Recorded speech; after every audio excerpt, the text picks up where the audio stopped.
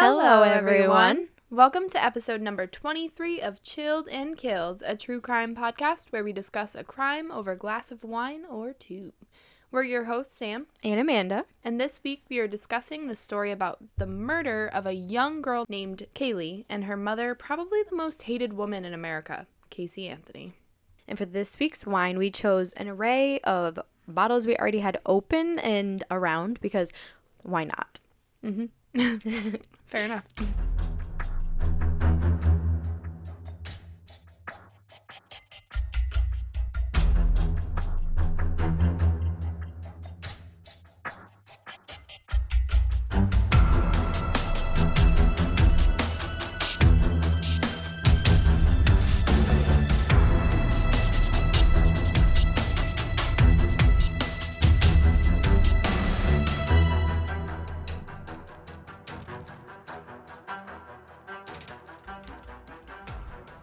So, Panda, what bottles did we have laying around?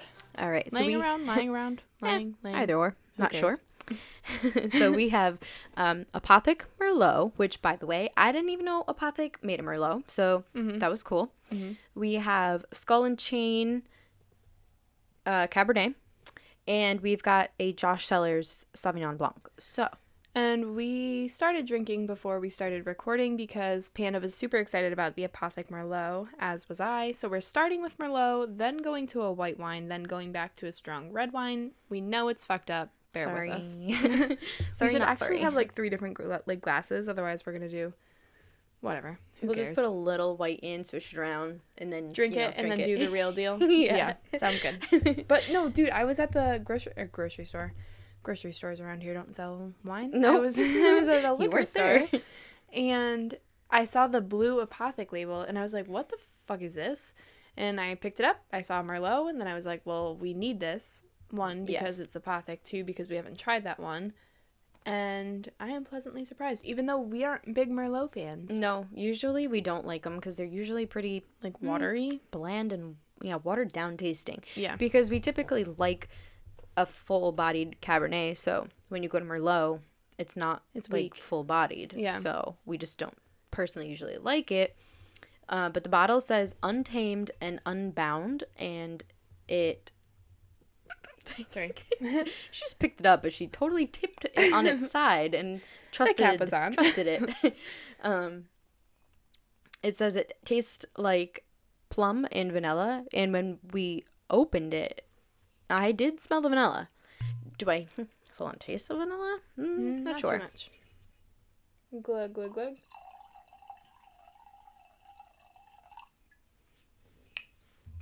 One, and finish that bottle. Yes. All right. So our first unopened bottle is... in the glass. First open bottle is currently empty. It wasn't all had in one night, but... No. Plush and jammy, it says on the front, too.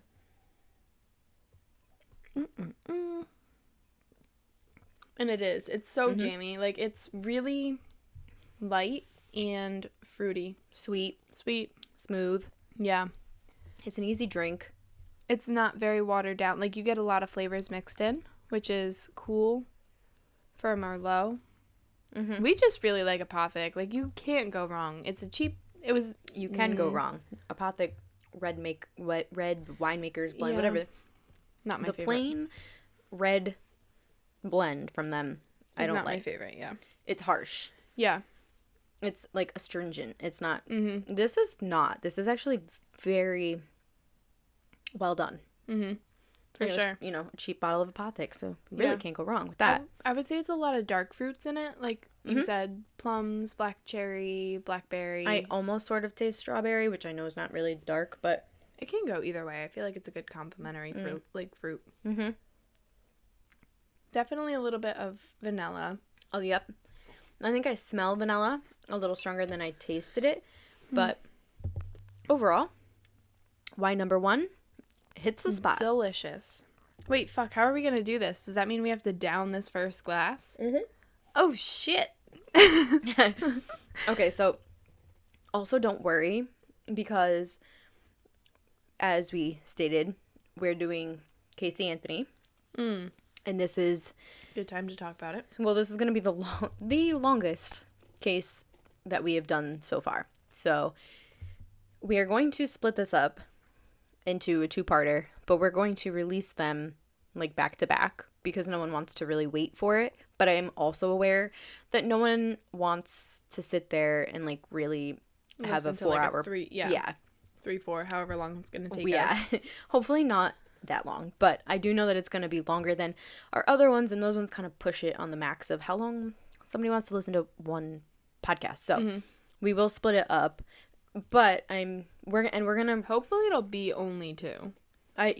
We'll see. If it's 3, because I feel like 45 minutes is a good time frame for a podcast. In what world have we dropped to 45? Well, exactly. It's a good time frame. Do we ever fit that time frame? No. We're at like an hour and a half. An hour and a half. We have like a 4-hour podcast. To split it would be 2 hours each. Yeah. So maybe we'll see. We'll see. Yeah. You guys are going to get what you get, and you're not going to get upset. Exactly. You may get a little upset, but oh well. Well, and so we're telling you that we're recording it all in one go so that you guys are aware that, you know, when we don't open new bottles for the next one, again, because obviously we're not doing that for this one, but you know what I mean. Yeah.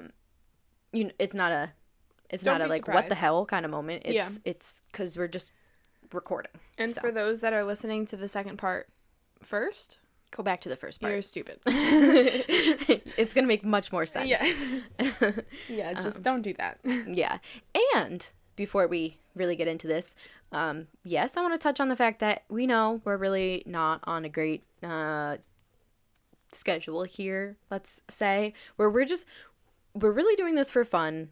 And I'm glad you're bringing this up. Yeah, we do not have a set like when the episodes are coming out every Tuesday. Like, we totally understand that you guys may be upset because they're not coming out consistently, and we're sorry about that, but also we're kind of just having fun podcasting when we can podcast. And I think that's kind of, it's more fun for us. And I don't want to make it like a chore. Because then we don't, when and if we were on that schedule, it was, I don't even know how we did that, to be honest, but I know it became a chore. Yeah. And this is much more fun for us to hang out and record a podcast. Yeah, exactly. Because I think it's also like, this is, our friendship came before our podcast, so then it turned into like us hanging out because we needed to podcast rather than us just hanging out because we wanted to hang out. So I think whether you decide to include this part or not, I mean, maybe take it out, but no, I don't know. It's valuable that we can have time to just hang out together as friends rather than having to do it for work almost. Yeah. That's what it was coming down to. It was like, hey, Sam, you want to come over and podcast? Yeah. So, I mean, we had fun podcasts. Don't get us wrong. We had a blast. But like also, our relationship is more than just murder. Yes. So, I'm sure you guys Speaking of our relationship being more than just murder, while we down these first couple glasses of wine because we need to, because we have 2 others to go over, we have super freaking exciting news. And I am staring at it on her finger as we speak because it's sparkly and gorgeous, and our panda got engaged! Yay! Like a month ago now, right? Or 3 weeks ago? On the 14th of June.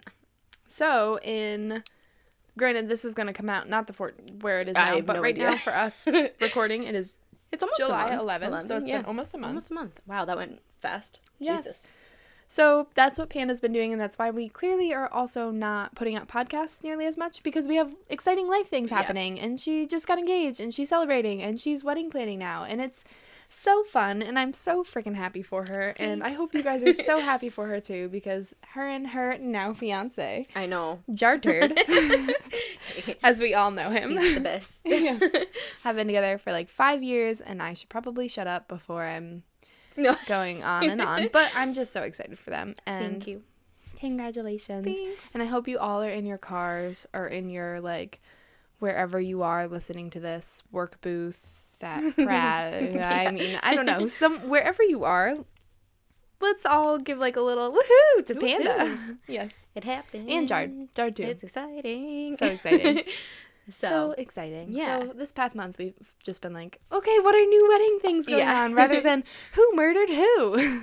But we will also continue to do murders. Do the who murdered who. So yes. Which is actually pretty much exactly this case, is who murdered the child. Yeah. Very dark.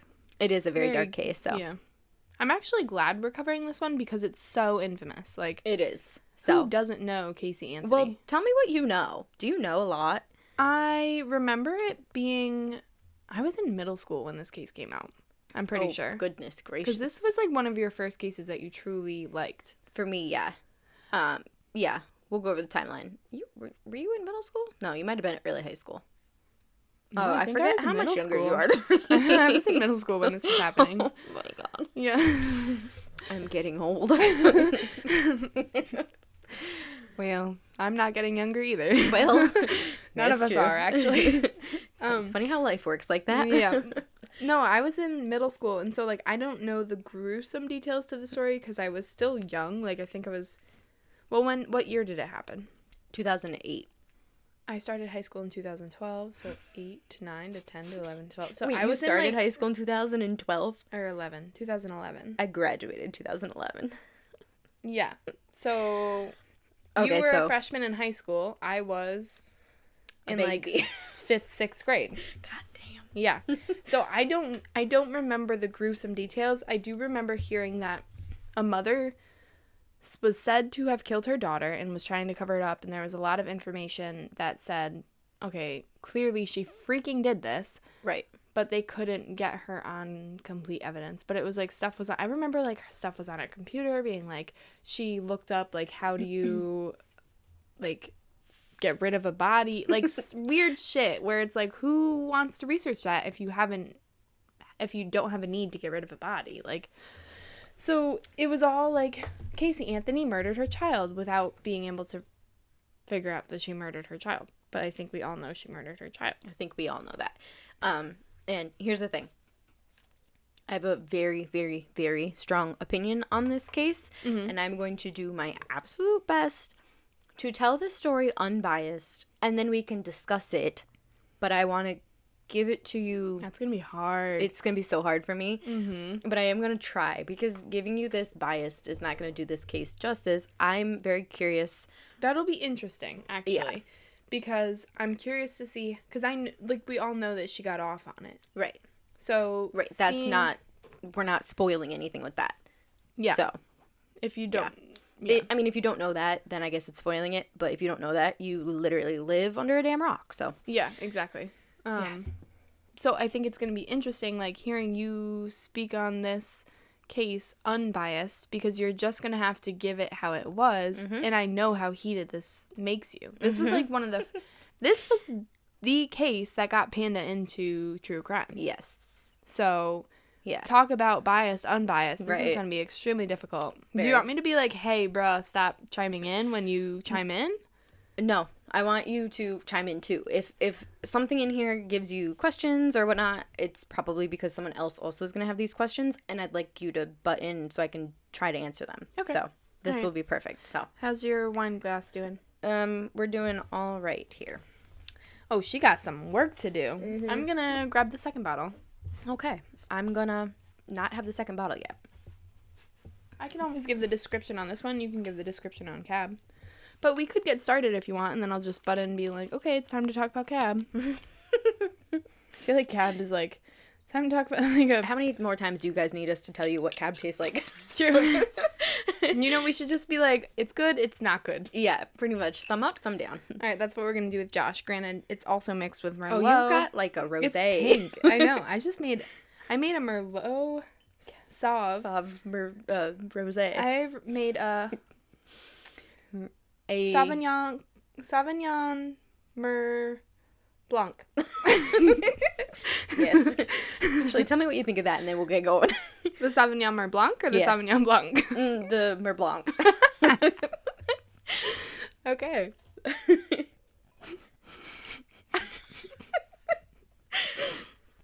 Did you guys miss us? They did.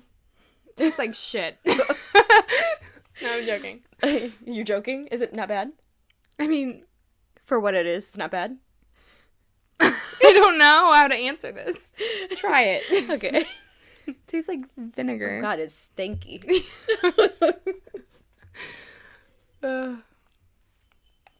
That is not great. Don't mix your Sauvignon Blanc with your Mer Blanc. Yeah, don't do that. Oh, God. It's not good. Okay, so I'm not going to give a thumbs up, thumbs down for Josh Sauvignon Blanc because I truly just ruined this wine. Yeah. We'll come back to that when that's gone. Anyway. You know, though, I feel like I don't like... We're not white people anymore. I know. All right, so guys, let's just jump in. We can here, talk about wine as we go. Yeah. So... Cool. Casey Anthony was born on March 19th, 1986 to Cindy and George Anthony. And her father was in law enforcement and her mother was an RN. Registered nurse, for those that don't know. Oh, sorry. I mean, yes. I think most people know, but probably. Sometimes. So right off the bat, that's kind of an interesting thing that her father literally worked in law enforcement. Foreshadowing. So Investigation Discoveries show Casey Anthony, an American murder mystery, is a phenomenal 3-part series, and I recommend that if this case is interesting to you, that you watch it, because there'll be videos and stuff that are actually of her. What was that called again? It's called Investigation Discoveries, Casey Anthony, an American murder mystery. Okay. Can you find that on Netflix? Where can you find that? On Hulu. Okay. And probably Amazon or something. Yeah, probably. So gotcha. And if nothing else, I'm sure you can find clips of it on YouTube. So, so in that show, her mother, Cindy, described Casey as a spirited child who was popular, fun to be around, and that she and Casey had a really great relationship when she was growing up. They hung out a lot. They spent a lot of time together. They enjoyed each other's company. I feel like I remember her mom siding with her during the case. Is that true? Yes. Okay. But that was one thing I remembered. Late, kind of. You'll see. I'll touch on it. So Casey was actually known to be a perpetual liar, which developed kind of when she was in high school. And we'll see this come up later pretty often, but really as a good example, Casey and her parents attended her high school graduation. The problem there was that Casey never told them that she wasn't going to be graduating because she hadn't gotten enough credits to graduate with her class. Oh, shit. Because she didn't attend some of her classes. So, yes. Perpetual So she told liar. her parents that she was graduating, and then she never walked across the stage? Correct. Yep. How do you cover that one up? Wait, did she say that she just decided not to walk across the stage, but she still graduated? Was that the thing? Oh, no, she didn't. Did she tell her parents, oh, I'm graduating, but I'm deciding not to walk across No, I think it was a shock to them when she didn't walk across the stage. Where was she this day? Good question. I don't know. She'd probably lie about it. Right. I can guarantee she would lie about it. Yeah. Yeah. The lies begin there. Okay. There are many lies. At 19, Casey got pregnant. And according to that ID show, Cindy said that Casey was afraid to tell her that she was pregnant because she was expecting her mother to be disappointed in her. But actually, quite the opposite happened. And Cindy was so excited that she was going to be a grandma. So happy. Cool. So some reports do say that Casey actually wanted to put the baby up for adoption, but Cindy discouraged it. Cindy really wanted this grandbaby. So the identity of this baby's father was never really revealed. According to biography.com, Casey offered multiple men, including her then fiance, Jesse Grund. I don't like his name, but it's kind of weird, yeah. Grund. Grund. But she said it was him. She also said that it was the man before him who had actually, unfortunately, died in a car accident. Is that true? Did the man before him actually die in a car accident? I don't know. I'm going to hope yes, in the sense of her lying. I would like that to have not happened, obviously, but if that's the lie, if that's a lie, that's really fucked up, But she is really fucked up. Well, sorry. Yeah. Trying to be not, biased here. Sorry. That's where I'll be like, bias Panda. Yeah. Tone it down. I hear wine being opened. Oh, yes. We're going to try it without the Mer Blanc. Yeah. Actually, tell me how that is. Yeah. It actually got better as it warmed up. Oh, okay. I don't know if it warmed with up white, enough, that's weird. The first couple sips are very vinegary, but then after like 4 sips, it wasn't as much. Maybe it's just because my palate changed. Maybe you got used to the flavor. Yeah. Which is really, really different than Merlot. Yeah. We're doing it all backwards. Yeah, we're doing it so wrong. Sorry. I'm going to just go out and say, Josh Sauv Blanc, thumbs up. Okay. Because I think for the majority of people who drink this correctly, Josh does a really good job with their wines. Mm-hmm. So Josh Cellars, for anybody who needed more Do you clarification. get lemon, kiwi, or green apple? Let me try again. I would say lemon and kiwi for sure, like the acidity of it. Yeah. There's no acidity in a kiwi. Is there? Sometimes. If it's not ripe enough, I feel like it's a little bit acidic. Oh. Panda Sauvignon or Blanc. Mm-hmm. Or A sip of Sauvignon. Blanc. Yes. I didn't do what That's you what I did. called it. Yeah, I filled up half the glass. Just finish her off. And there we 2 go. bottles down. Okay. It's not bad. I'm just turning into somebody who is not a huge fan of. Any white. Me too. I don't know what happened to us.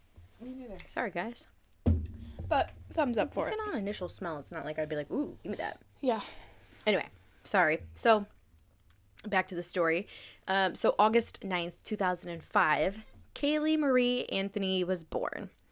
And Cindy absolutely adored having a baby around. Mm-hmm. She said that she was reminded so much of Casey being young, and that she just loved that. And Casey and Kaylee lived with both Cindy and George for a few years. Well, I don't know. They lived with her, not for a few years. That's where they lived. Mm-hmm. And but Jessie, which was the person, her fiance at the time, she did apparently treat Kaylee. No, he. Jeez. Guys, I've had one sort of glass of wine. I promise I'll get through this. So Jessie apparently did step in and kind of treat Kaylee like she was his own, though the timing of her being born made it kind of unlikely that he was the biological father. Okay. And it's really not that relevant to the whole story of who the father was. Mm-hmm.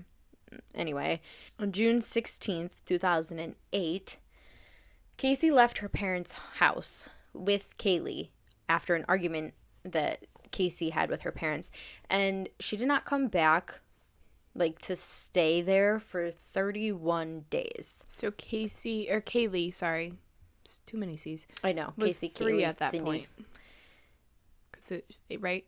2 and a little bit. Yeah, 2 and a little bit. She was not 3 yet. Okay. Okay, so she left with a 2 and a little bit year old. Yeah, she would have turned 3 on August 9th. Yeah. Yeah. Okay. So, yes, so she left and she did not come back. Now, Cindy, Casey's mom, repeatedly called Casey over these days and would try to find out where Kaylee was, because Kaylee lived with them. That's where their house was. So she was concerned, where is Kaylee? What is happening? Yeah. And Casey would say that she was, that Casey was busy at work. Casey was also just staying with, her boyfriend and whatnot. And she also told Cindy that Kaylee was with the nanny, Zenaida Gonzalez, or they called her Zanny. Okay. So when she left her parents' house, Casey went to her boyfriend Tony Lazzaro's apartment. They had started dating at the end of April 2008. So she was not with the Jesse guy anymore, and now is with a different guy. Yes. Okay. And 2008 is not April from June? Well, to June, I guess. Yeah, April to June. Okay. It's not it's not a ton of time, but, whatever. So she had started staying over the apartment there with him, and she would bring Kaylee over, and everyone loved having Kaylee around. They all thought she was, super cute, sweet, fun, 2.5-year-old, fun time. So totally get that. According to the investigation Discovery show, Tony's roommate noticed that Kaylee hadn't been around in a while, and he said since mid-June. And when he said something to Casey, she said that Kaylee was with her mother, or with the nanny. Like, she always had an answer. Okay, so at this point, Mm-hmm. Casey is saying to her mom that Kaylee is with the nanny. Mm-hmm. And Casey is saying to other people that Kaylee is either with the nanny or with her mom. Correct. So essentially, Casey is saying, I am not in control of where my daughter is within the 31 days that she wasn't Correct. living at that house. But she also isn't admitting that, like, because no one that she's saying that to has any idea, Like they're not checking in to see if No, that's no. actually where she is. No, they just believe her. Okay. It is interesting to see that we both have, both sides of the family and the friends asking about Kaylee. Yeah. And that she dismisses them and she's like, oh, she's with the nanny, or no, she's with my parents. Like, it's just, it's weird. And it really just seems like the more you know here, she has, like, zero regard for her child's whereabouts, and that is not normal. Almost 3-year-old, too. Like, Right. That's young to be like, okay. Yeah. But you should also, like, want her life to have a sort of normalcy to it, and that was with her grandparents. Yeah. So, super concerning. But the day that anyone actually last saw Kaylee alive was June 16th, which was that day that she had the argument with her parents and she left. Okay. That was the last Holy time. shit. Okay. Yep. Okay. So, she lied for a long time. Damn. It was a month later, on July 15th, in 2008, Cindy called 911 and tells them that her daughter had stolen their vehicle and they just got it back from the impound lot. When officers arrived at their house, they realized that it really wasn't as simple as just the car being stolen, and they realized that now they're dealing with a missing 2-year-old. Wait. How did they figure that out? Are you going to get into it? We will get there, Okay. Yep. Okay. Casey tells the detective that she dropped Kaylee off at her nanny's house, Zanny, about a month ago. Who the fuck is like, hey, nanny, Zanny, Yeah. can you watch my child for a month? Right. Like, Who's paying for that, too? yeah. Good Well, point, actually. Yeah. Like, full round care of a nanny. Whew, girl. Yeah. That's a lot of money. Yeah. What nanny would be like, sure, I'll absolutely watch your child for a month? They'd be like, no, I want my own life. Yeah. Pick your child back up or I'm going to drop it off to you. Yeah, it's insane. So, what she told the detective was that she was with Zanny, the nanny, and that while on her way, that she had dropped her off while she was on her way to her job as an event planner at Universal Studios. What? And when she came back at the end of the day, no one was there. And when she called the nanny's phone, the number was out of service. So this is what Casey is telling the police. Yes. Okay. So she's like, wow, my child is missing. Yes. Gotcha. Yes. Casey claims that she waited around for a while and to see if they would come back, Zanny and Kaylee. But when they never showed up, Casey started going around to the places that she figured they might be at. She said that she was embarrassed to go home without her daughter, so she just stayed at her boyfriend's house. Okay. Okay. Does that make any sense to anyone? No. Especially, I'm not a No. parent, and that doesn't make sense to me. I have questions too, but You can butt in and ask them, or you can wait. I'm going to wait a little okay. bit to see where it goes. Okay. So then Casey said that she didn't call the police right then and there, right when she should have, because she was afraid that Zanny would then hurt Kaylee. Now, and also that raises flags for me. Me too. Because if you think that your nanny is going to hurt your daughter, You pick your daughter up right away and you don't give a shit if the police are involved because Yeah. you want your daughter in safe hands. yes, Okay. super Glad weird. we're on the same page. Yeah. Obviously, yeah, that's concerning. They're also now a month behind schedule because this is a whole last month later. And, every day that goes by is just making this case more and more difficult to figure out where Kaylee is. Mm-hmm. The first 48 really are the most important. Mm-hmm. And you're telling me that you were just embarrassed to go home without her. Okay. No. But Okay, I'm going to ask my question. Okay. Like, I really wonder what her time frame was, and I don't know if you have an answer for this. Like, when did she feel that she realized her daughter was missing and couldn't go home? Like, was it at that month mark? Like, I don't know if I can answer that unbiased because personally, I believe she knew. okay, don't answer the question. Okay. Then. Yeah. My thought process was like, okay, did you have the nanny? Theoretically, was Kaylee with the nanny for the whole month, and then at the end of the month, you were like, oh, I have to finally check in to see where my daughter is, and now I'm going to call the police, and now I'm embarrassed to go home? Or was it like, was her argument like 2 days in, she realized that she dropped her daughter off at the nanny's and then she couldn't get a hold of them, and that's when she was like, oh, I'm embarrassed to go home? Which I don't know which is better. Because truthfully, Right. if you're like, okay, I'm going to drop my daughter off for 30 days without having any contact with her, with this random person, and now I'm finally checking, and I would almost be more embarrassed to do that Me too. than I would You be look to be really like a shit parent. a shitty fucking parent. Yeah. Leave her at her grandparents' house if you need a fucking month break because you're having a mental breakdown. Right. That would have been literally fine, Yeah. in my opinion. Exactly. Everything but what she did was fine. Yeah. But yeah, otherwise it's like, okay, now you said whatever day in you said that she was missing, and now for however long you didn't contact the police because you knew your daughter was missing, Quote unquote, yeah, missing. but you didn't care enough to go and check and report it to, like, don't even go home. You don't have to fucking go home, but Right. call the police. Something. Yeah, this is what I'm saying, where this case becomes really hard to speak about unbiased because It the doesn't make actions sense. that she took don't add up. Right. Yeah. Okay. So we'll continue on. I'm sure that other people are also having these thoughts right now because I don't know how you honestly could not. So Yeah. you're not the only one. But Okay, go on. okay, so the detectives that night have Casey bring them to the apartment that she claims that she dropped Kaylee off at. Mm-hmm. However, the apartment that she brings them to is a completely empty apartment. Like, there's no furniture, there's nobody in that apartment. Is it possible that people got up and whatnot? Yeah, sure. But the next day, the detectives talked with the apartment manager, and they're informed that not only has the apartment been vacant for months, but that no one named Zenaida Gonzalez ever rented any apartment there. Question. Mm-hmm. Was Zenaida, is that how you say it? Yep, Zenaida. That's actually kind of a cool name. Yeah. Was she a legitimate nanny? And I guess my second part of that question is, did the parents know about Zanny? No. Oh. So this is a made-up person?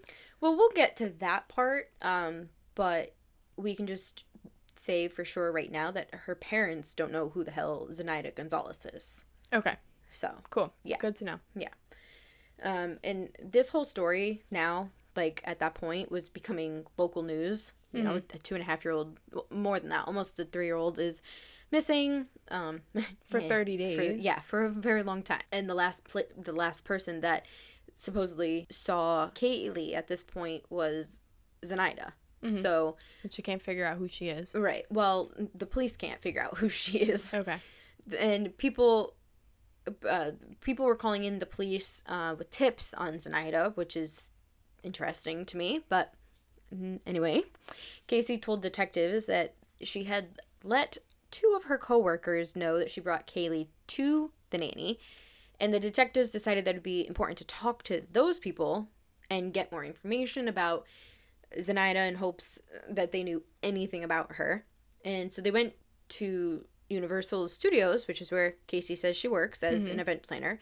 But they quickly discovered that actually Casey hasn't worked there in a few years. Oh my god. And those coworkers that she said she's told them about, yeah, they don't exist.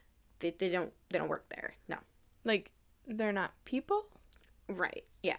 These are not coworkers. Okay, so it's literally lies on top of lies. So the perpetual? Yeah, it's just, it's insane, right? Like, yeah. It is literally, she can't tell you the truth about one thing, let alone, like, the truth about what happened. But there's nothing to her story that is even truth. Like, it's insane. Okay. So, the detectives then, with the sergeant, bring Casey to work there. And to see what her reaction would be, obviously, the guards there are like, hey. Sorry, this just popped into my head. I'm so curious to hear the end of this to see how she got off on all of this. Oh my God, Because it's like, okay, come on, she murdered, like, I'm already in the beginning, I'm like, she fucking murdered her daughter. And tell me, I'm really not trying to, like, sway it, but I'm just giving you the evidence. You're not actually at all, I feel. You're doing a really good job just presenting it as it is, because you're not chiming in, you're like, because I know bitch. You'd be like, this fucking asshole, I fucking hate her guts, she's a person who needs, So, interesting. Keep going. Yeah. Okay, so obviously the guards at Universal are just like, yeah, you don't work here. And she keeps lying and saying that she's worked there. She gives the supervisor's name. And the extension to call said supervisor. Okay, well, yeah, it doesn't work because they don't exist. The supervisor, no. She doesn't work there, no. So, no. But for the hell of it, they kind of let her go through because she does have the police with her. So they're kind of letting her go through the motions and to see what's going to happen. And she's really stringing them along. They're walking through the hallways. She's acting like she works there. She's waving, saying hi to people. And then she gets down to the end of the hallway and she's got to turn around and tell them, actually, I don't work here. So what was the show for? Yeah. Why are you wasting everyone's time? Yeah. And not only that, but you're not saying anything at this point that's helping find your daughter, which is what's baffling. That's suspicious. Yeah, you're lying, which is and then it's like, okay, if you're lying about not working at Universal, what else are you lying about? Like, because clearly you're lying about not working there. You're lying about the coworkers. You're lying about the nanny.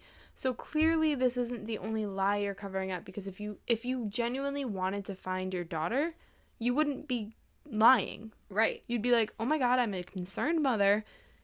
Help me find my daughter. Even if stuff was sketchy, even if you were like, yeah, I was doing XYZ. Yeah. And it was unsafe for my daughter. This is why I did it. This is what I was doing. I know it was stupid, but help me find her. Right. She's like, not doing that. You might still have done something illegal and you're in the wrong, but you're still trying to find her. Yeah, exactly. The focus is finding your daughter, who you admitted to them you feel is in an unsafe position. Right. So don't fucking lie. Okay. So, after she's got caught in all of these lies, and officers still give her the chance to come clean and tell them where Kaylee is, but she's literally so adamant. They're like, hey. Oh yeah, they've caught on. They're like, okay, tell me the truth. Like, where is she? Because we know you're lying. We know you don't work here. We know you're just spewing all these lies to us. So we're going to give you another shot. Where is Kaylee? Yeah. She still says that the last person that had Kaylee is Zenaida. That they know is not a real person. They actually don't know that she's not a real person. They just knew she didn't live in that apartment. Correct. Okay. Yeah. All right. Yeah. Because, at the very least... So now they're like, hey, we need to fucking find Zenaida. Right. And not only did she not ever live in that apartment, but there's security footage of that apartment. And it never shows Casey even bringing Kaylee there at all. Not even meeting in the parking lot. Because we know she didn't have an apartment there, but maybe they met in the parking lot. No, there's security footage and they're not in it. So... It's not even impressive like... that the security footage actually worked. I know. Like, when does that ever happen, right? Like, honestly. Every case is like, and the security footage, the camera wasn't recording off it at that time at the 2 hours that it was supposed to be recorded over it. No. So okay, so that's evidence to me. But go on. How did she get out of this? So when the officers are questioning Casey about this, her response to why she's purposely misled them this whole time was, quote, I was scared. I saw my mom's reaction right off the bat, and it would have been the same from the get-go. And they responded, quote, so you're more afraid of your mom's reaction than if you ever saw your daughter again? Oh, mic drop. That was a good good freaking statement to say again. Yes. Anyway. Because, I saw my mom's reaction. Where the fuck is your reaction? Yeah, right. I don't understand. It's like, who gives a shit about your mom's reaction? Yeah, at this point... Yeah. It's not about what your mom's feeling. It's like, find your daughter. Grow it's the your fuck daughter. Up. Yeah. Yeah. Well, so the police could sense that, you know, she doesn't seem frantic like a typical reaction would be from a mother whose child has been theoretically at this point abducted. She's way too calm for them to believe that she doesn't know where Kaylee is. Yeah. So they keep asking her, and she just keeps saying she doesn't know, she's with Zenaida, yada yada. So right then and there, they arrested her and charged her with child neglect, hoping to send the message that it's serious. She needs to cooperate. They need to find Kaylee because time is running out. Yeah. Like, and you did neglect your child because you left them with a person you thought was dangerous for 30 fucking days. I mean, you didn't call. You never. Yeah. Like, that is absolute good. Yes, good. Yes. Okay. So now that she's technically been arrested, her phone calls are recorded. And so on the ID show, there's going to be a couple places in here where I'm going to read you, like, the transcript of... do you want to do it? Like, yes. You read somebody and I'll read the other person? Yep, I do. Ooh. And it'll make it really interesting because, one, you don't even know what's coming. I know, I literally don't. Two... Forgive me if I fuck up the words. Hey, it's totally fine. But two... And so I actually think that people should go... watch these. So the thing that I'll note is that these are all transcripts that I took from the Investigation Discovery show.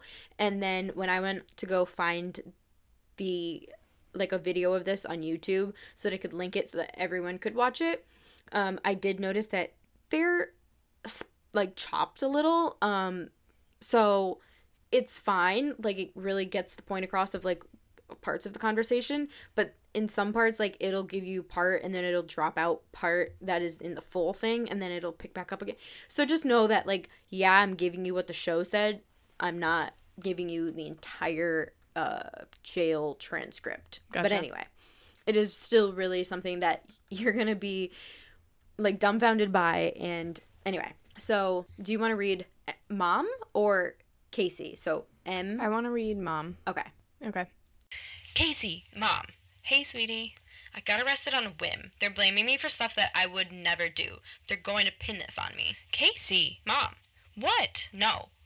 I don't know what your involvement is, sweetheart. You're not telling me where she's at. Because I don't fucking know where she's at. Are you kidding me? Whose fault is this that you're sitting in the jail? Are you blaming me that you're sitting in the jail? What do you mean it's not your fault, sweetheart? If you just told them the truth and not lied about everything, then they wouldn't. Do me a favor and just tell me what Tony's number is. I don't want to talk to you right now. Forget it. And then Cindy went on and actually handed the phone to another family member, who was a family friend. Oh, no, sorry, not a family member. A family friend who continued talking to Casey. And now, Sam, you're going to do that one. What's this person's name? Friend. Oh, friend. Friend. Okay, so the friend is now speaking to Casey saying, how come everybody's saying that you're not upset, that you're not crying, that you show no care of where Kaylee's at? Because I'm not sitting here fucking crying every 2 seconds, because I have to stay composed to talk to detectives. I can't sit here and be crying every 2 seconds like I want to. I can't. Hey, can you give me Tony's number? Stupid bitch. So that was Sam, from Sam. That wasn't from friend or mom. So Sam, what are your thoughts on Casey so far? I hate her. I legitimately hate her. Like, who the hell says these things? Yeah. What, like, they're blaming me for stuff I would never do. They're going to pin this on me. Well, instead of being like, your Mom, oh my God, I'm fucking in jail. Where's Kate? Yeah. Play it up. Like, I know, that's the other thing. Like, even if you are that dumb, right? And like you did, she makes it sound like she completely did it. Yes. If you want to get away with, I guess, I don't know. It's insane. Yeah. So, this conversation, obviously, between Cindy, Casey, and the family member raised a lot of questions about Tony Lazzaro to the police. Yeah, because she just wanted Tony's number. Why do you need Tony's number? Right. So it's like, okay, is Tony involved in Kaylee if you're trying to figure out a conflict? Yeah, like, what is Tony going to do for you? Yeah. So they actually, good point. They go to Tony's apartment and they talk to him, like the police do. And they were informed that Tony and Tony's roommate, they hadn't seen Kaylee since mid-June either. Weird. Oh my God. So these police were searching through the case files, trying to find something that would help move this case forward. And they noticed that there was more than one 911 call that had been made from the Anthony residence on July 15th, which was the day when Cindy had called and said, hey, like, my daughter's car was stolen and then yada yada. But also like, hey, no, my granddaughter's missing. That. So the reason that the police had gone over to their house initially was from a call that had said, from Cindy saying, quote, I found out my granddaughter has been taken. She's been missing for a month. Her mother finally admitted it. Oh my God. Yeah. But a second call, which was made shortly after that one, also from Cindy, had said, quote, I found my daughter's car today and it smells like there's been a dead body in the damn car. I'm literally stunned. Mm-hmm. What? Yeah. Why was that not first? Well, okay, wait, I'll admit that I was struggling to figure out which one of those came first, and I think that one came second. Anyway, I don't actually know, but you know what? Whatever, they came in from the same day, relatively the same time frame. So, oh my crazy. God. So her mom's even like, you did this. Right. Okay. So, or, and not you did it, but suspicious of something. Why does the car smell like so death? Fucking foul? Yeah. Oh my God. And then the police, they realized that the car, which was a 98 Pontiac Sunfire, was going to be some crucial evidence to some crime. Mm-hmm. And it was technically owned by the Anthony family, like George and Cindy, but Casey was the one who was using it at the time, and that was, for all intents and purposes, Casey's car. So the detectives go into the garage, immediately notice the smell. In the garage of the Anthony's. Yes. Okay. And notice the smell of decomposition or decay. And so they bring in a cadaver dog, which immediately alerted at the trunk area of the car.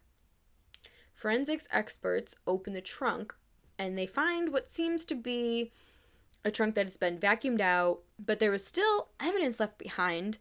And there was the obvious extreme smell and a large stain, which was on the bottom of the trunk, which appeared like it could have been the size of a child's body. And then also there was a few human hairs that were not, like, obviously when they were vacuumed up, they were missed, so they were still there. So those were collected, and then they had them further analyzed. And then Cindy and George were called in for questioning about the car and the subsequent 911 call made about it. Okay. So I have a question. Are they ever, like, asking the parents if, like, trying to figure out if the parents did it? Mm-hmm. They are? Yeah, they talk to the parents, like, plenty. Okay. How is there... I'm... Knowing that she got off on this, I'm so curious to see how they didn't find fucking evidence. Oh, there's plenty of evidence, which is what's interesting. So we'll get to that eventually, but there is evidence. It's just... We'll get there. Okay. So if we go back to June 23rd, Casey had actually gone back to her parents' house with her then boyfriend, Tony, that one, to break into the shed in the backyard and steal the gas cans that were inside. Now, I found this on one source. I haven't heard this, like, on many, but this doesn't surprise me if this is accurate, and if it's not, my apologies, but it's not, this is not a make or break to the case, it's just a little interesting. So, okay. On the 23rd, Casey went to her parents' house and broke into the shed in the backyard to steal the gas cans. And the next day, her father didn't know that it was Casey who had broken in, so he called the police to report it. But then he saw Casey later in the day, which is fine because she had gone back and forth, you know, but she just never had Kaylee with her. Mm-hmm. So she'd gone back and he said something to her, and she gave them to him from the trunk of her car. But at that point, it was smelling like gasoline, obviously. It didn't smell like a body, yeah. Right. Gotcha. And then on June 30th, the car was ultimately towed and then impounded after sitting in a lot for a couple days because it had run out of gas. Which is interesting if you just sold gas cans, but yeah, right. Whatever. Okay. So it was also kind of weird because apparently Casey left her purse in the backseat of the car. Now, all of this information about, like, that is all from one source. That just note that I didn't find that everywhere. So okay. But just take it as it's just information that's been out there. Yeah. Okay. Now, had the car not been impounded, I have no idea how long Casey would have kept going on with the charade of, oh, no, she's with the nanny. Oh, no, she's with my parents. Oh, no, she's with... Yeah, like her lies had to come to an end because they found the car. Right. Interesting. Right. That is my assumption that if she went for a whole month. Right. she would have probably kept going. Because what the hell's the difference at that point? The only thing really was the car came back to the Anthony family after her parents found out that it was So her impounded. fucking purse was in it because she's an idiot. Yeah, which that's weird to me. But I mean, the whole damn thing is weird to me. What part's weird? That she left her purse in there? Yeah. Well, she sounds like a fucking idiot. Well, yeah. Like, she's, like, just nothing she does makes sense. Nothing she does has logic to it. Right. She didn't graduate from high school, so she has minimal actual education. Like, not saying that you can't graduate high school and just be smart, but she is one of those people who just genuinely had no logic to her life and was an idiot. For sure. Is what I'm finding. Yeah. So it was July 15th that George and Cindy got a notice about the car being impounded, and then they got back from the lot, which was when they both noticed that there was the super strong odor emanating from the trunk. Yeah. Which With a child-sized body. was the 911 call from Cindy stating that it smelled like a dead body. That is important that we remember that Cindy called and said that the car smelled like she take a it dead back? body. Did she say that? Yes. Okay, so she's... Okay. So Cindy's in on it later. Right. Police bring Cindy and George in to talk to them more about the condition of the car, because obviously you need to talk about that. Mm-hmm. You said it smelled like a dead body. Yes. That is a distinct smell. Yeah. Decomposition is a distinct smell. One that I can say I've never smelled, but from what I've heard, you don't forget that smell. No. So on that Investigation Discovery show, they had a video clip of the detective talking to George and Cindy about the car, and the detective asked them if they had discussed the smell of the car, and they both agreed that it was a very strong odor. As soon as they got home, they aired it out, but now Cindy now is saying that it was a bag of trash in the trunk with pizza and maggots, saying, quote, it had to be closed up in that car for 19 days at least. First off, why do you close up a car if it smells?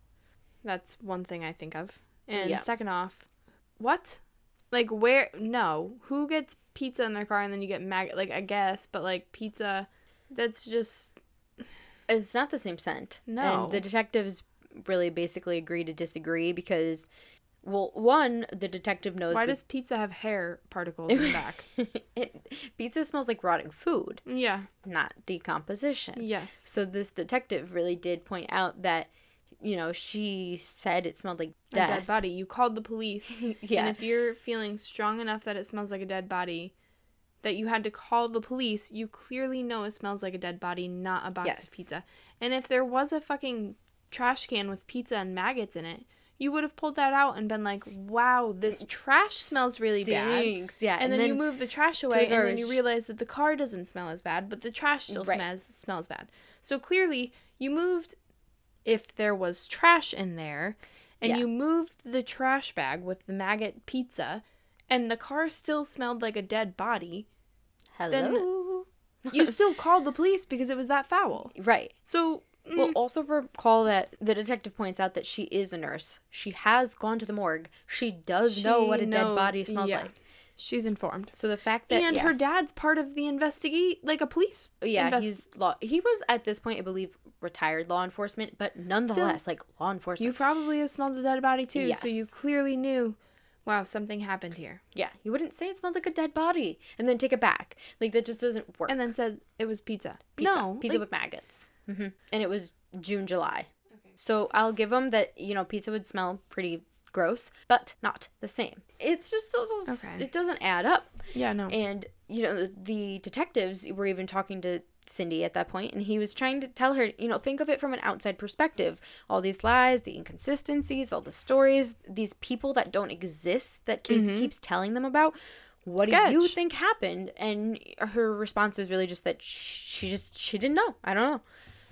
So there is a clear period of time, which I think is basically right here, where we see Cindy shift gears and go from a grandmother who really wants her granddaughter to be okay and come back home safe to a mother who deeply needs to be the protector of her daughter for better or worse. Mm-hmm. Going from this is the smell of a dead body to it's actually pizza, and from here on out she's really on Casey's side. My thought process was thinking, like, maybe her and Casey confessed to her, this is what happened. And my thought process is maybe Cindy had to be like, okay, I lost one important thing in my life. I don't want to lose two important. So now I'm going to defend this other important thing in my life so that I don't lose her as well. Is not saying that's good at all, but that's my thought process of maybe that's why she switched her role. Because otherwise, if she knew, or if she just thought that Kaylee was missing and only missing and not dead, I feel like she would have kept fighting to get her granddaughter back. But now it's like, okay, you're not concerned about her missing. Okay, yeah. I'm with you. I think that I think if you can't hit those yet, like those points yet, and you just need to keep going, like that's fine. No, I can tell you that the next thing I'm going to talk about is a recorded phone call between them while Casey's in jail. But what I'll touch on before that is that I don't think that Casey ever admitted that she did anything. I think that Cindy realized what really... As we all did. Right. I don't think Cindy realized what specifically happened, but I think Cindy realized that she was involved in some way and that, yes, she was not willing to lose two people. Gotcha. Yeah, so actually, George maintains independently from Cindy that, he's got bad vibes and he's had bad vibes since he's gotten the car back. And, quote, good. Yeah, and, quote, I don't want to believe that I've raised someone who could do something to another person. I don't want to believe that. I don't want to. Not I don't. Yeah, so some of him believes that. Yeah, he and Cindy here on out are also pretty much on opposite pages. Mm-hmm. George, being in law enforcement, is well aware that this ain't right. Something here is not right. George didn't stick with Publicly, Casey. They all stuck together as a family, but what does George actually believe? Okay. Yeah, that's a different story. So, Cindy and George now are going to visit Casey in jail. And it was after their interview with the police about the car. And Casey's in there just still on this child neglect charge. So you can find this video on YouTube, and I'll have a link and whatnot. And there's a couple timestamps to find some of these conversations. Some of them were harder to find on YouTube, but they are all on the ID show. So Gotcha. We're going to do a transcript thing again. So do you want to be Casey or do you want to be Dad? I'll be Dad. Okay. I kind of like you as Casey because I don't know why. Okay, that's fine. Yeah. And then also, so just note that you're going to switch from Dad into Mom. So should I be like, hey, how's it going? It's only these first two I'm things. going to do that just to make it fun. Okay. Hey, gorgeous, how you doing? I look like hell. Well, want to be able to reach out and hug you and give you the big Papa Joe hug. I want to take your pain away from you so, you can tell me anything. I know that, Dad. Hi, sweetie, we're not doing well, Casey. Someone just said that Kaylee was dead this morning. Surprise, surprise. Wait, pause. Time out. I'm not Mom. I'm Sam. What? Yeah. I'm not even lying. Like, this bitch actually said that. Who? And she kind of rolled her eyes. The fuck? It's also, it's very unsettling to watch that. There's an actual video. Oh, yeah. Of her. I'll show you later. Yeah. Surprise, surprise. I don't know if anybody can see me. Nobody can see me right now, except Panda. Yeah. My hands are on my temples with my mouth open. Bang.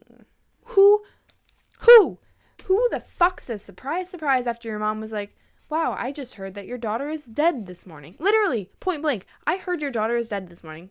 Surprise. Yeah. Who knew? You did, you bitch. Time for some wine on that note. Oh my god.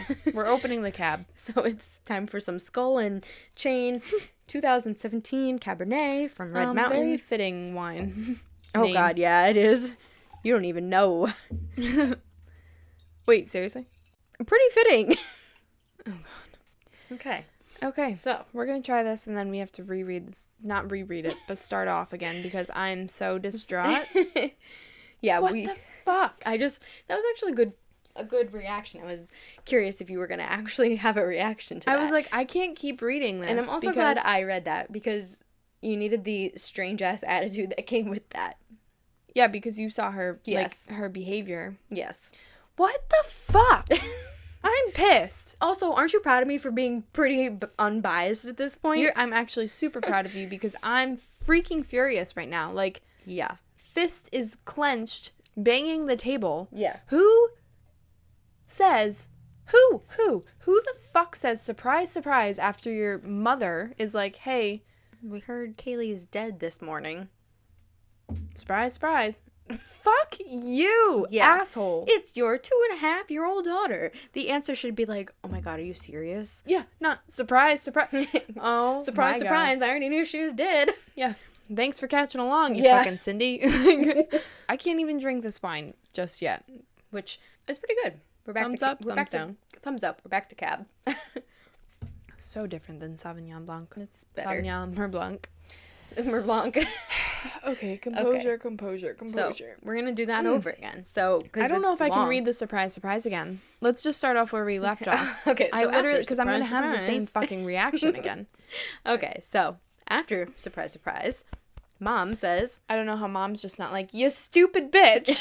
because Mom's already on the train of like, need to protect daughter. Oh my God. Okay, Yeah. so now I have to be Mom because if I was her mom, I would. I want to Well, say now words. they're not able to be there. She's in jail, so there's like a phone they're talking through to each other. So there's like a complete How do you divider. not just try and break the glass? I have no idea, and, like, smack her upside the head with the damn phone? It's like, I don't yeah, know. Like, it's a plastic thing, but it's like, I would just... What did you do to my granddaughter? Yeah. You ruthless person. Yes. So, Okay. all right. So you go on ahead. Go.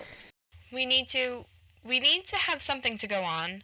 Mom, I don't have anything. I'm sorry. I've been here a month today. Do you understand how I feel?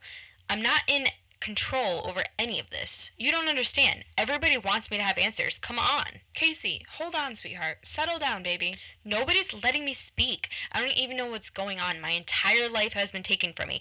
Everything has been taken from me. You don't understand. It doesn't make sense. Mom, because this is recorded, and I don't know who's going to see things, and who's going to misconstrue whatever else, there's things that I need to directly say to each of you.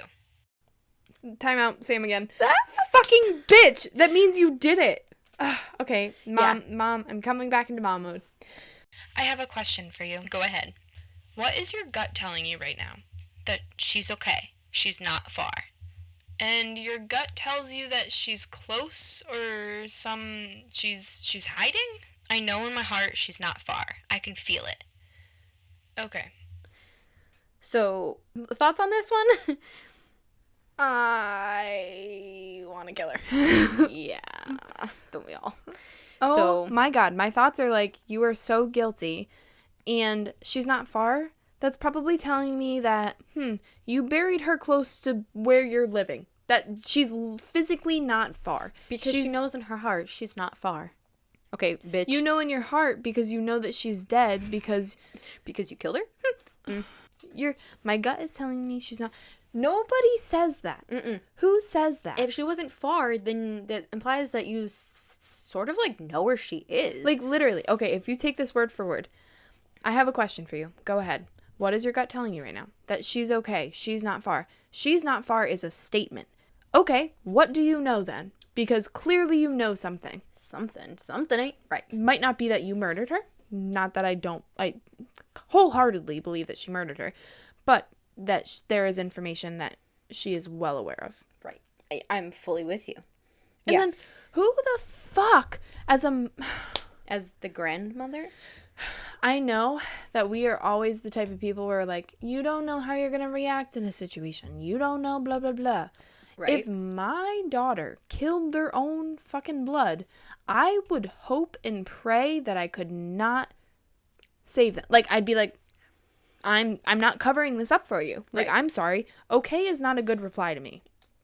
Here's the other thing. I really think that everybody who's at this point like interested in this case should go watch the video footage of this because Like, wanna watch it right facial now. expressions, and you can right now if you want, but facial expressions mean a lot in conversations like this, and eye rollings at surprise, and saying she's okay, she's not far. She looks calm saying that. She looks at peace she when she says that knows. because she knows. Yeah. She knows. This bitch fucking knows where Kaylee is. On this? Oh my God. I know. And I haven't even literally scraped the surface of evidence here. That's what I'm saying, like, that I don't understand. I don't understand the outcome of this case, which is why this case really angers me. She's out right now. She's still alive, right? Casey? Yeah. Oh, God, yeah. She's, like, 35 years old. Bitch, fuck you. Yeah. She's, like, living her best life in Florida. This bitch is... I hate her, but I digress. How does she even live her life now? We can talk about that later. Yeah, we'll come back to that, but everybody does need to go watch that. And You like I said definitely before, like, the actual... transcript that I'm using is from the Investigation Discovery show, which is spliced a little differently than straight audio. Yeah, I mean, if you did straight audio, you'd have to include, like, and but and blah, blah. Like, it'd be a lot longer. Yeah. But you do get the general gist of it. But, wow. Like, the part where she's like, nobody's letting me speak. I've been in here for a month. I've blah, blah, blah. Me. Exactly. It's like, okay, well, don't lie about everything and then also not call the police when your daughter's missing, and then people won't speculate. Because at this point, that's all that there is. There's a missing kid who wasn't reported missing. Yeah. That is it. Mm-hmm. Besides for the pizza and strange evidence that so far, but basically it's she's missing and no one knows where she is, and Casey doesn't seem to actually care. So since Casey won't tell the police any new information, they really only have the nanny to try to get more information. So they have to try to find her and hope that she really does exist. Yeah. And that she actually has Kaylee. Well, you know, lo and behold, the police locate a woman in the area named Zenaida Gonzalez. Oh my God. They're thinking that this could be it, right? Yeah. Could they have found the woman who is Kaylee?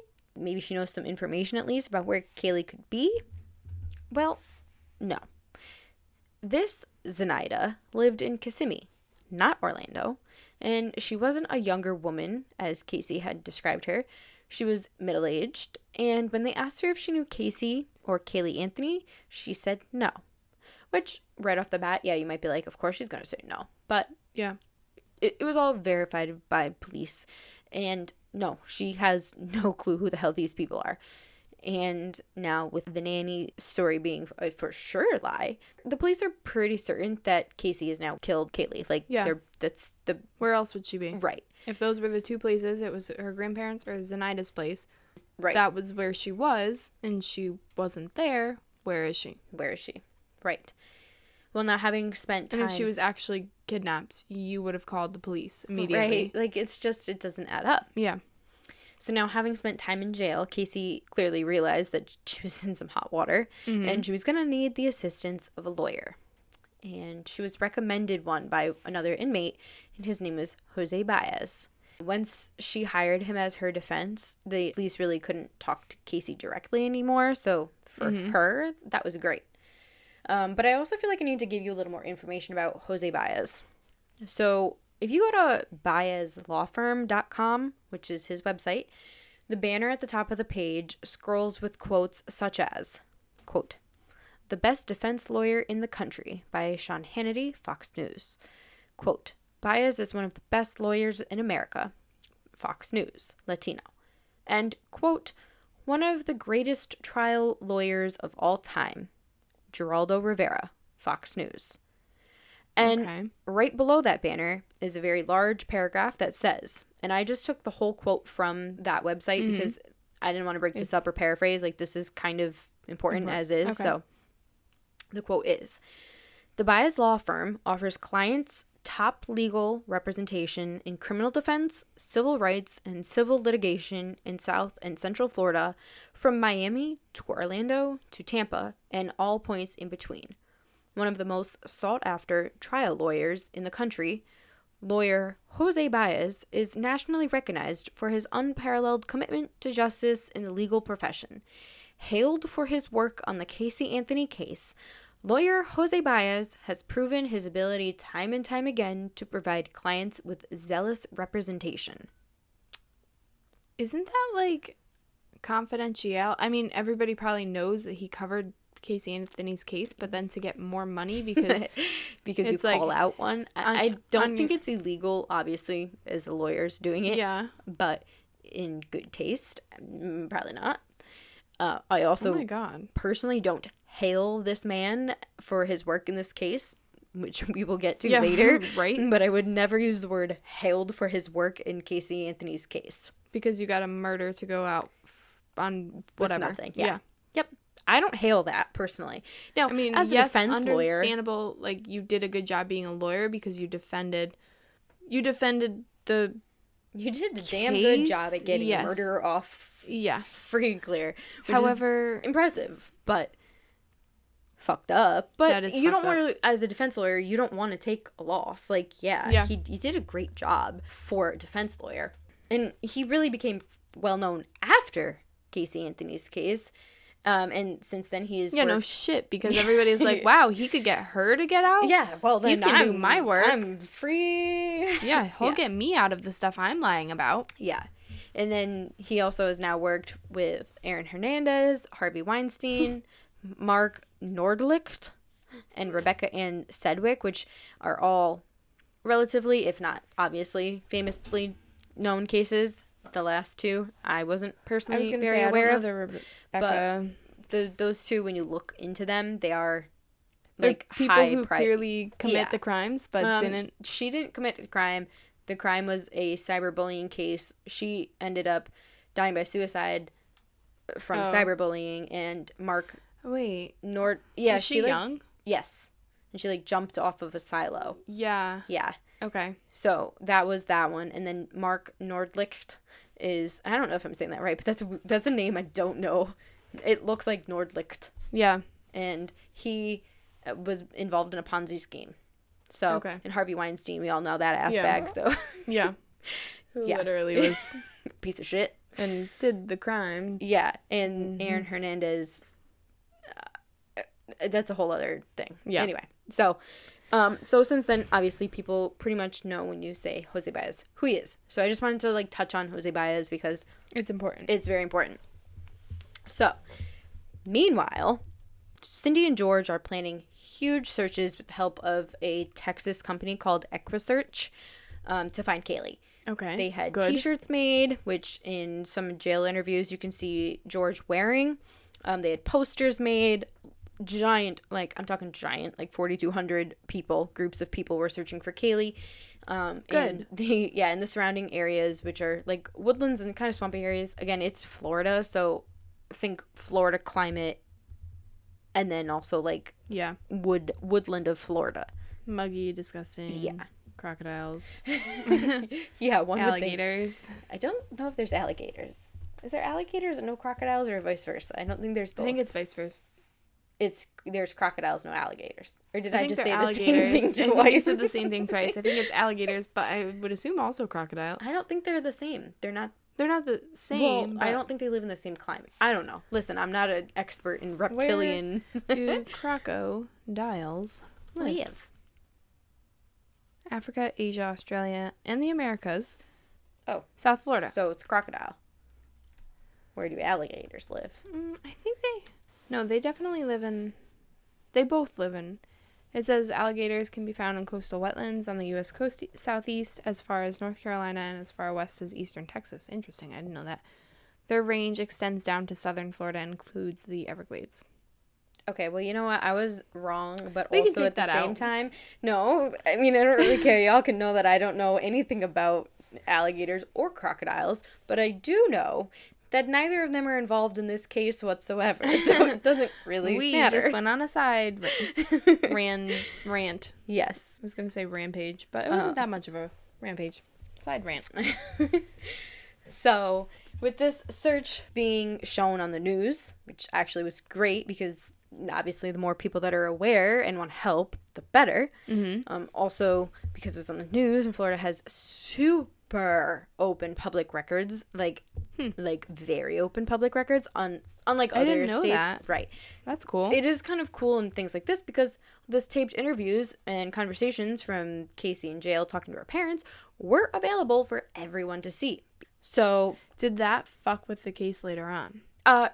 in the sense that Could she, in the sense that, was the case allowed to happen in Florida because you can't really get a fair jury? Well, I'll touch on that later. Okay. But it was in Florida, but I'll touch on it later. Okay. So, obviously, people quickly noticed how harsh and standoffish she was, and people hated it. They were freaking disturbed. They're building their bias. And, yeah, as we all were. I mean, and then, obviously, to top it all off, that tape of the 911 call where Cindy was saying that the car smelled like a dead body was released. And then, shit. Yeah, so people hated Casey Anthony because she did it. Too suspicious. Yeah. Yep. So just because in time, she's very much guilty, even though she wasn't convicted for being guilty. So just in time for her to make bond and be released on August 21st to say, how much was her bond? You know, I don't know. But she was released, but she was under house arrest and she had to stay at her parents' house. $500,000. That's fucking low. Yeah. $500,000 bail. So. Yeah, that is actually pretty low. But I guess because it was on a neglect. This is true. Actually, it was child neglect. Yeah. This is completely true. So people were absolutely going bananas outside of this Anthony residence. B-A-N-A-N-A-S. Sorry. Well, they were calling Cindy a bad mom. They were calling George a coward, Casey a murderer. Like, everything that totally could have been said. I know, right?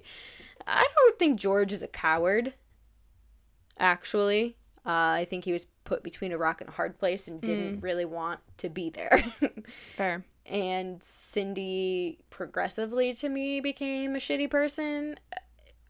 I get what she was doing, but you can't just fucking cover up everything your daughter does because you love your daughter. Like, there's a time and a place, and that ain't it. Mm-hmm. And yes, Casey's an asshole, so.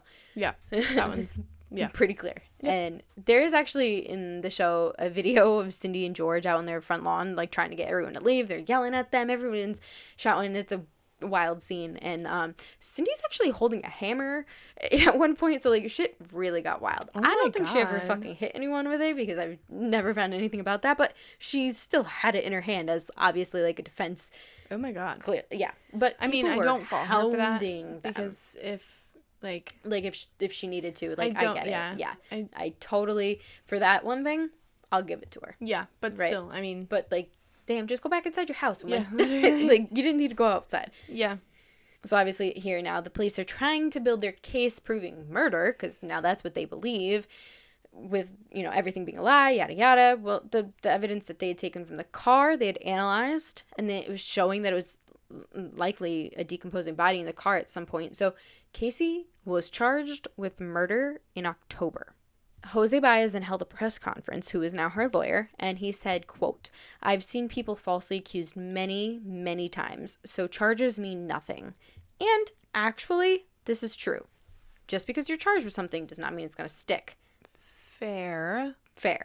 And also, I'll give them that there was no body of Kaylee found, so... I was going to ask, was her body ever found? Well, we'll get to that, but it would be quite difficult to prove, though not impossible. Also fair. Yeah. Unless you can find DNA of her decomposing body, then doesn't that go to show that you just, like, right? Because you just said that they found that there was decomposing tissue inside the car. And so if the DNA matched her tissue, then you would be like, okay, why would a body decompose if it was still alive? So there was no tissue found in the car.